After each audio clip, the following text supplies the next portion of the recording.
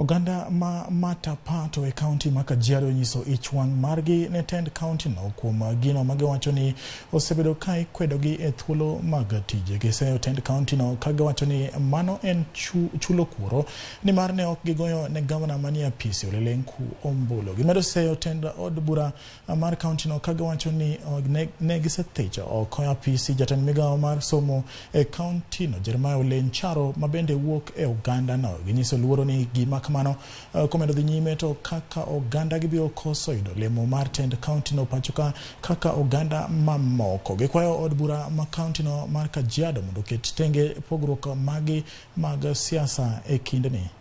After board tuko na mheshimiwa kwa isikiri ambaye alikuwa anatafuta na wote wakanyimwa kwa sababu ya mambo ya kisiasa. Na hii mambo ya kisiasa ni mambo ambayo imepitwa na wakati. Bado hawa watu wanafuata ile siasa ambayo imepita. Na ile ambayo imekuja kutumiza kabisa ni waziri mmoja ambaye tuko nayo kama Nation of Matapato. Na assembly ikakuja na inataka kumng'oa mamlakani. Sima MCAs wacheni kuzozana, fanyieni wananchi kazi. You are there to serve the nation and the people of Kenya. Mautofauti za machama ziweke kando.